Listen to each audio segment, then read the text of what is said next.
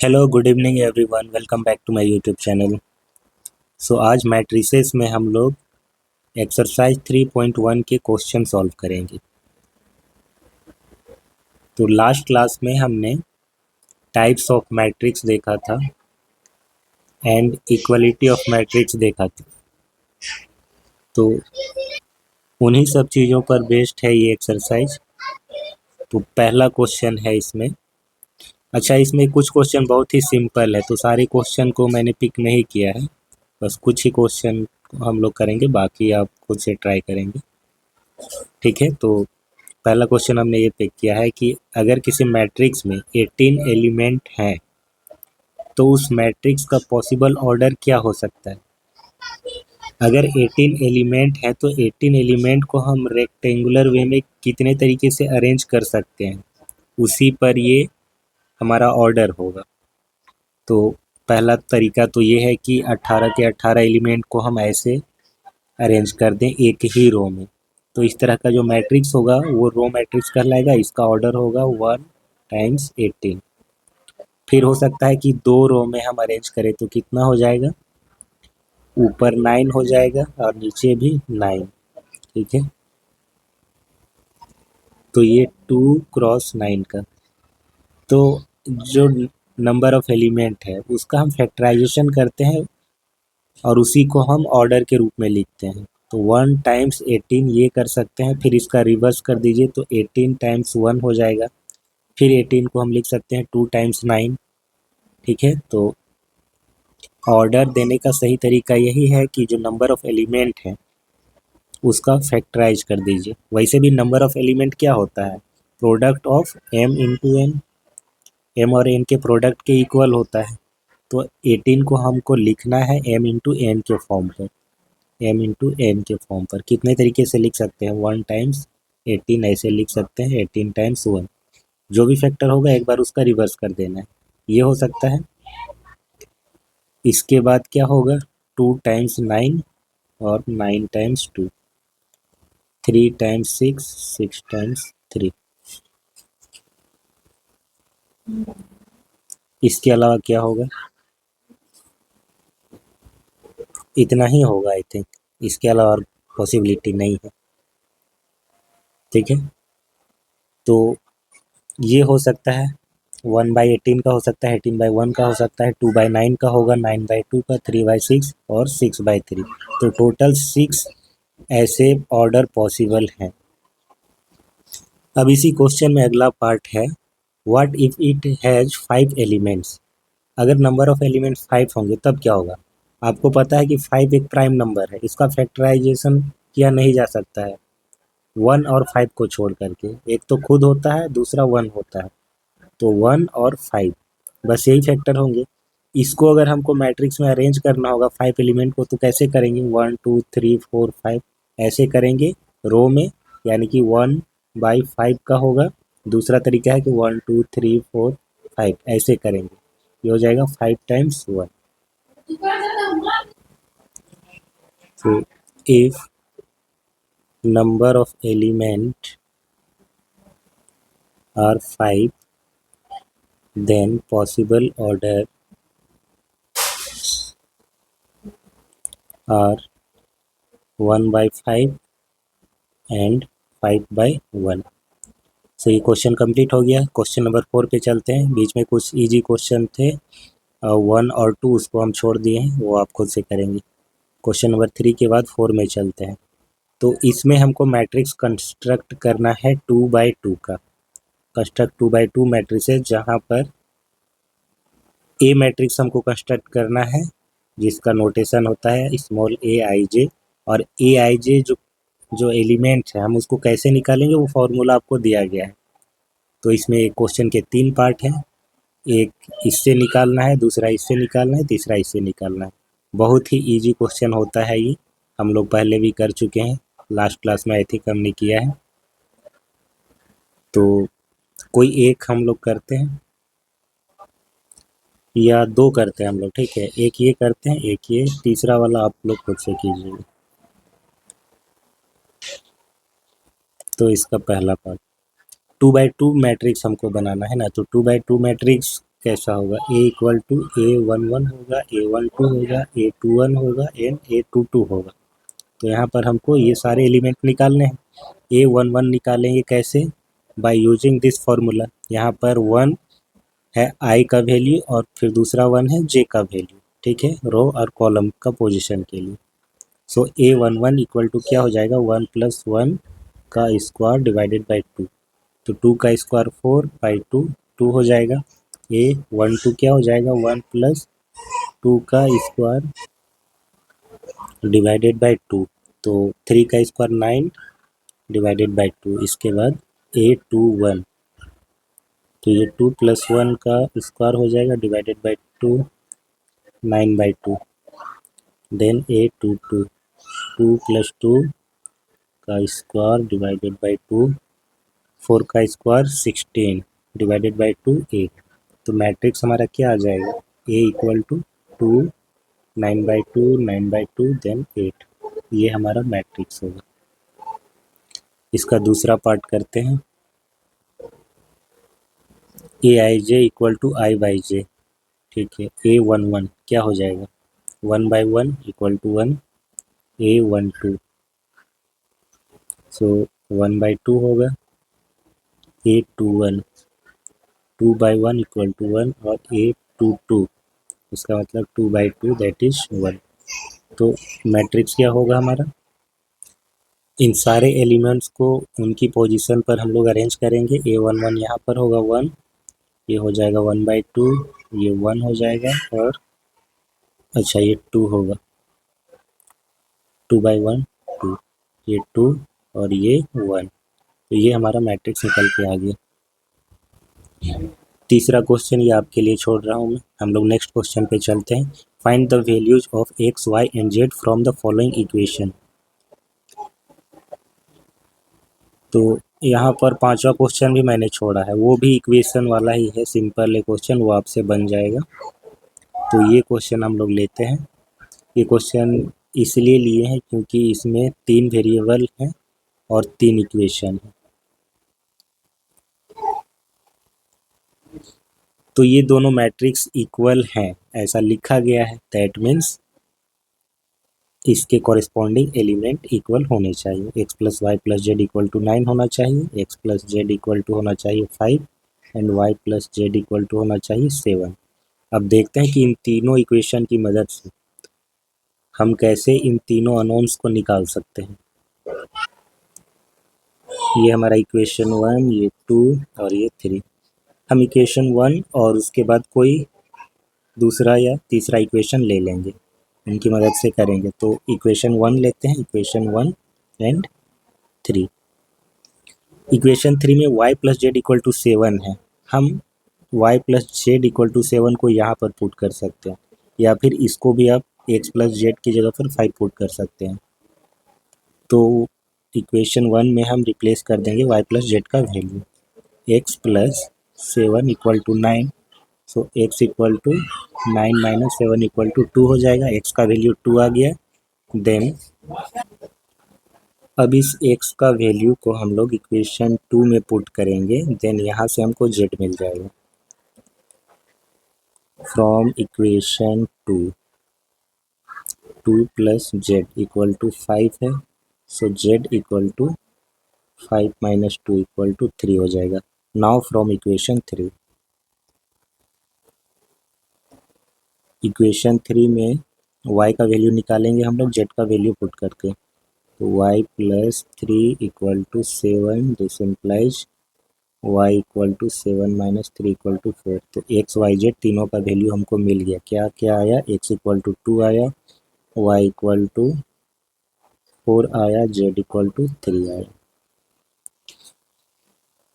Question number 8, इसमें दिया है A matrix A is a square matrix if. तो ये तो ऑब्जेक्टिव क्वेश्चन है, बहुत सिंपल है। एक मैट्रिक्स स्क्वायर कब होता है, अगर m/n ऑर्डर का है तो ये स्क्वायर तभी कहलाएगा जब m और n इक्वल होंगे, ठीक है। तो ये सी ऑप्शन इसका करेक्ट होगा।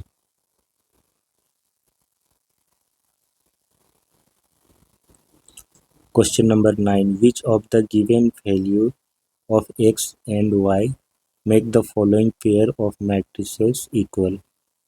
तो ये भी वही क्वेश्चन है, इक्वलिटी पर बेस्ड है, तो यहाँ पर इक्वेशन बन जाएंगे हमारे। तो दोनों मैट्रिक्स इक्वल होंगे, उसके लिए हमको एक्स वाई का वैल्यूज निकालना है। तो हम पहले इक्वल कर देते हैं, फिर सॉल्व करके और एक्स वाई का वैल्यूज निकाल लेंगे। According to question 3x + 7 5y + 1 2 - 3x 0 8 y - 2 4। तो अगर इक्वल है देन 3x + 7 = 0 होगा, तो 3x = -7 होगा, x = -7/3 होगा। ऑप्शन में कहीं पर भी x = -7/3 तो नहीं है। क्वेश्चन गड़बड़ तो नहीं लिखा है हमने, सही है क्वेश्चन। अच्छा, अगर इक्वल है तो ये इसके इक्वल होगा और x = -7/3 आएगा। दूसरा बात कि ये भी इसके इक्वल होना चाहिए, तो इसको इक्वल करके देखते हैं। 2 - 3x = 4, तो 3x = आएगा 2 - 4, x = आएगा -2/3। तो x के दो डिफरेंट वैल्यू आ रहे हैं। दूसरी बात, 5 must be equal to y - 2 and y + 1 = 8। यहाँ पर y के भी डिफरेंट वैल्यू आएंगे। y - 2 = 5, तो y = 7 आएगा। ऑल्सो y + 1 = 8, तो y = 7। y का वैल्यू तो सही आ रहा है, बट x का दो डिफरेंट वैल्यू आ रहा है। तो x के दो वैल्यूज हैं, x = एक -7/3 और y = क्या आया था 7। एक ये हो रहा है, दूसरा x = -2/3 है एंड y = 7। तो y में तो कोई प्रॉब्लम नहीं है। ऑप्शन में देखते हैं, y = 7 है, x = -2/3 है। अगर ये ऑप्शन लेते हैं तो ये एलिमेंट इसके इक्वल हो रहा है, सही है। ये एलिमेंट इसके इक्वल हो रहा है, ये भी सही है। और ये एलिमेंट इसके इक्वल हो रहा है, ये भी सही है। लेकिन पहला एलिमेंट और इसका पहला एलिमेंट ये दोनों इक्वल नहीं होंगे इस वाले ऑप्शन के लिए। ये कब सही होगा? जब हमारा x = होगा -7/3 और वो ऑप्शन में है भी नहीं, तो इसमें होना चाहिए नॉट पॉसिबल टू फाइंड, क्योंकि x के दो वैल्यूज आ रहे हैं, तो ये दोनों इक्वल नहीं हो सकता। इनके इक्वलिटी के लिए x का कोई यूनिक वैल्यू नहीं मिल रहा है, तो ऑप्शन बी सही होगा इसका आंसर। अब आज का लास्ट क्वेश्चन है, और ये क्वेश्चन थोड़ा अलग है, इसमें परमुटेशन एंड कम्बिनेशन का यूज होने वाला है, तो ये क्वेश्चन है इम्पोर्टेंट। ठीक है, ये अलग तरह का क्वेश्चन है, इसमें यूज करना होगा परमुटेशन एंड कम्बिनेशन का। सो पहले क्वेश्चन को समझते हैं क्या कह रहा है, इसकी रिक्वायरमेंट क्या है। The number of all possible matrices of order 3/3 with each entry 0 और 1। तो कह रहा है कि 3/3 का मैट्रिक्स, कितने ऐसे मैट्रिसेस पॉसिबल हैं 3/3 ऑर्डर के, जिसके जो एंट्रीज है ना, एंट्रीज जो है वो 0 हो सकते हैं या 1 हो सकते हैं। तो ऐसे तो बहुत सारे मैट्रिसेस पॉसिबल हैं। हो सकता है कि सारे एंट्रीज इसके 0 0 0 हों, नल मैट्रिक्स कहलाएगा। हो सकता है कि कोई एक एंट्रीज 1 हो, बाकी 0 हो।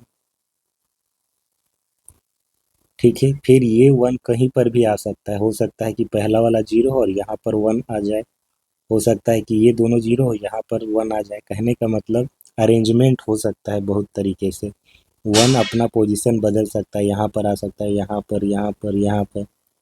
फिर उसी तरीके से एक और भी पॉसिबिलिटी है कि 2 1 हो, बाकी 0 हो। ये दोनों 1 हो, ये 0 हो। फिर हो सकता है कि ये जो दोनों 1 है, इनका पोजीशन अलग हो। यहाँ पर 0 हो गया, ये 1 हो गया, ये 1 0 0। तो ऐसे बहुत सारी पॉसिबिलिटी हैं। अब इस तरह की चीज़ में आपको पता है कि क्या यूज करना है, परमुटेशन एंड कम्बिनेशन। यहाँ पर हम सिलेक्शन करेंगे हर एक एंट्रीज का from the given option 0 and 1। हर एक एंट्रीज के लिए दो ऑप्शंस है, या तो वो 0 होगा या तो 1 होगा, दोनों में से कोई एक वो लेगा एक बार में। तो हम एलिमेंट का सिलेक्शन करेंगे। तो सबसे पहले हम लिखेंगे 3 by 3 मैट्रिक्स का एक format. Let A 3 by 3 matrix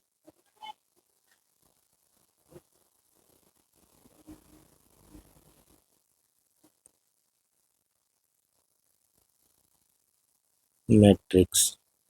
तो ये कैसा दिखेगा, A11 A12 A13 A21 A22 A23 A31 A32 A33।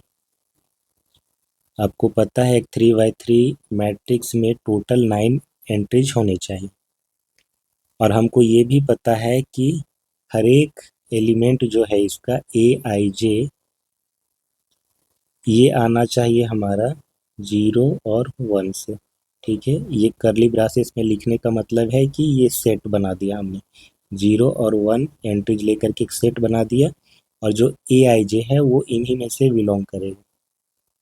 ठीक है, इस सेट को ही बिलोंग करेगा, यानी कि वो 0 हो सकता है या 1 हो सकता है।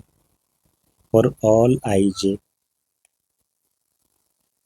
फॉर ऑल आई जे, और आई जे कहाँ तक जाएगा, 1 से लेकर के 3 तक जाएगा। इसीलिए सिंपली हम लोग ऐसे लिख सकते हैं फॉर ऑल आई जे, यानी कि A11 भी यहीं से होगा, A12 भी होगा, A21 A22 A23 सारे एंट्री 0 और 1 से होंगे। तो अब बताइए कि A11 के पास कितने चॉइसेस हैं। A11 can be selected in 2 ways. ठीक है, इसको लिखते कैसे हैं कॉम्बिनेशन में, दो पॉसिबिलिटी है इसके पास दो ऑप्शन है। चुनना हमको एक है, क्योंकि एक बार में एक ही एंट्री जाएगा। तो चुनते कैसे हैं, 2C1 ऐसे लिखते हैं, 2C1 वेज, और ये इक्वल होगा हमारा 2 के, 2C1 का वैल्यू 2। NCR होता है, ये लिखते हैं factorial, n factorial divided by r factorial into n minus r का फैक्टोरियल। तो इस फार्मूला से 2C1 का वैल्यू 2 आता है। ये चीज़ आप लोग पढ़ चुके होंगे क्लास 11th में डिटेल में। सिमिलरली A12 के पास भी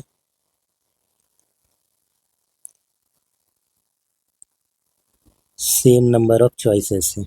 ठीक है, जैसे A11 के पास 2 ऑप्शन है, A12 के पास भी 2 ऑप्शन है। तो इसको भी हम दो तरीके से चुन सकते हैं, इसको भी दो तरीके से। बाकी सारे जो एंट्रीज हैं सबको हम दो तरीके से ही चुनेंगे,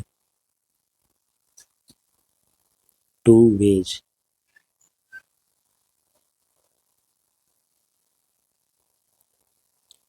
तो ऐसे करते हुए A33 तक आएंगे, उसको भी हम लोग 2 वे में सेलेक्ट करेंगे। अब बताइए, so by fundamental principle of multiplication, matrix A हमारा तभी बनेगा जब हर एक एंट्रीज का सिलेक्शन होगा इन दो ऑप्शन से। ठीक है, तो मल्टीप्लिकेशन रूल ये कहता है कि जब ये भी सिलेक्शन हो, इसका भी करना हो, इसका भी करना हो, सारे सब टास्क हमारे ज़रूरी हैं इस कंप्लीट टास्क को पूरा करने के लिए। तो उस केस में हम हर एक सब टास्क के होने के तरीकों का मल्टीप्लाई करते हैं। यानी इसको चुनने के तरीके दो थे, इसको चुनने के तरीके दो थे, इसको चुनने के तरीके दो थे, ऐसे सबको चुनने के तरीके दो थे। इन सारे तरीकों का हम मल्टीप्लाई करते हैं, ये होता है fundamental principle of multiplication. So by fundamental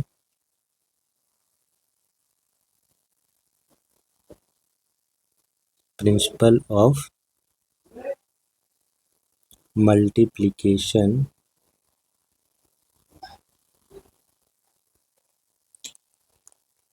the number of possible matrices of order 3 by 3 equal to, so 9 entries हैं तो नाइनों का हमको मल्टीप्लाई करना पड़ेगा। पहले एंट्रीज के लिए 2 था, दूसरे के लिए भी 2 था, तीसरे के लिए भी 2 था, ऐसे करते हुए 9 टाइम्स ये मल्टीप्लाई होगा। That means 2 to the power 9 और इसका वैल्यू कितना आएगा 2 2 जा 4 2 जा 8, ऐसे करते हुए 9 टाइम्स इसको खुद से मल्टीप्लाई करेंगे तो 512 आएगा। So option D is the correct answer. ये क्वेश्चन थोड़ा अलग था, ठीक है, इसे अच्छे से समझ के कीजिएगा। उम्मीद है कि समझाने में कामयाब रहा। वीडियो अगर अच्छा लगा हो तो इसे लाइक और शेयर जरूर करें, चैनल को सब्सक्राइब भी करें। मिलते हैं नेक्स्ट क्लास में अगले टॉपिक के साथ। अगला हमारा जो टॉपिक होगा वो होगा ऑपरेशन ऑन मैट्रिक्स, ठीक है। नेक्स्ट क्लास में हम लोग ये पढ़ेंगे operation on matrices. Operation on matrices में एडिशन आ जाता है, सब्ट्रैक्शन आ जाता है, मल्टीप्लिकेशन, ये सब आ जाता है। उसके बाद स्केलर मल्टीप्लिकेशन होगा और फिर इन सब की प्रॉपर्टीज़ भी देखनी है। जो एडिशन और मल्टीप्लिकेशन है ना, इन सारे ऑपरेशन की प्रॉपर्टीज़ भी होती है। और एलिमेंट्री ऑपरेशन होता है, इसको ट्रांसफॉर्मेशन भी बोलते हैं, वो लास्ट टॉपिक होता है। इसका ज़्यादा नहीं पढ़ना है, वो थोड़ा ही होगा, वो ग्रेजुएशन में भी डिटेल में आपको पढ़ना है, तो वो बाद में हम लोग पढ़ेंगे। तो मिलते हैं नेक्स्ट क्लास में। Thanks for watching, bye.